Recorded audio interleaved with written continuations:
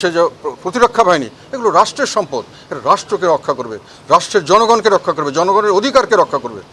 সেখানে তার সরকারকে রক্ষা করার জন্য যেভাবে তাদেরকে লেলিয়ে দেওয়া হয়েছে এবং যেভাবে তারা একেবারে নির্বিচারে গুলিবর্ষণ করছে, হেলিকপ্টারের উপর থেকে গুলিবর্ষণ করেছে, তারা বিভিন্ন বহুতল বিশিষ্ট ভবনের উপর থেকে গুলিবর্ষণ করেছে এবং সেখান থেকে তারা গুলিবর্ষণ করেছে সাধারণ জনগণের উপরে এবং বাচ্চা ছেলে মারা গেছে, গৃহিণীরা মারা গেছে, সাধারণ মানুষ যারা পথচারী তারা মারা গেছে। তারপরেও তাদের নিজস্ব পেটুয়া বাহিনী এবং সঙ্গে একই সঙ্গে পাশাপাশি এই আমাদের রাষ্ট্রীয় সম্পদ, আমাদের রাষ্ট্রের যারা কর্মকর্তাবৃন্দ তাদেরকে তারা ব্যবহার করেছে এই সমস্ত নৈর জনগণের উপরে গুলিবর্ষণ করার জন্য। এবং এই নির্বিচারে গুলিবর্ষণের ফলে বেশিরভাগ ক্ষেত্রেই অনেক নিরীহ মানুষ, শিশু মারা গেছে, একেবারে 17 বছর 18 বছর বয়সে প্রচুর মানুষ মারা গেছে। সমস্ত মানুষ যারা মারা গেছে তাদেরকে কেউ সন্ত্রাসী হিসেবে চিহ্নিত করার কোনো সুযোগ পায়নি। এখন পর্যন্ত সরকার চেষ্টা করে তাদেরকে সন্ত্রাস হিসেবে প্রমাণ করতে পারেনি।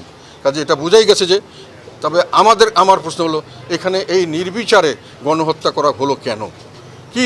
এবং এইভাবে নির্বিচারে এই জন্যই বলছি যে তারা যদি সন্ত্রাসী দমন করতে চায় তাহলে সন্ত্রাসীকে আগে তাদের সুনির্দিষ্টভাবে চিহ্নিত করতে হবে, তারপরেই না তাদেরকে প্রতিহত করার প্রশ্ন আসে।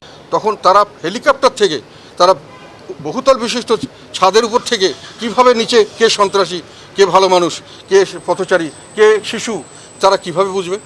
তো তার মানে হলো তারা এটাকে একটা ভীতিকর পরিবেশ সৃষ্টি করে দমন নিপীড়নের মাধ্যমে তাদের মতামত চাপিয়ে দেওয়ার চেষ্টা করেছে এবং সেই পরিস্থিতি থেকে এখনও দেশ উদ্ধার হয় নাই। এখন পর্যন্ত সেই পরিস্থিতি চলছে। আমাদের জন্য এটা দুঃখজনক যে যারা প্রতিরক্ষা বাহিনীতে, যারা দেশকে রক্ষা করবে, তারা আমাদের জনগণের দিকে বন্দুক তাক করেছে। এটা একটা দুঃখজনক। জনগণকে রক্ষা করা, রাষ্ট্রকে রক্ষা করা তাদের সকলের দায়িত্ব। তো সরকার নিজের গদি রক্ষার্থে যেটা করছেন, এটাতে দেশের অর্থনীতিতে ব্যাপকভাবে একটা নেতিবাচক অবস্থার সৃষ্টি হয়েছে। দেশে বিদেশে ভাবমূর্তির চরম ক্ষতিগ্রস্ত হয়েছে। এমনি দেশের অর্থনৈতিক পরিবেশ অত্যন্ত নাজুক ছিল। সরকারের উচিত ছিল এই অর্থনৈতিক পরিবেশ যাতে করে সঠিকভাবে ম্যানেজ করা যায়, তার জন্য সকলকে সহযোগিতা নিয়ে দেশকে এগিয়ে নিয়ে যাওয়া।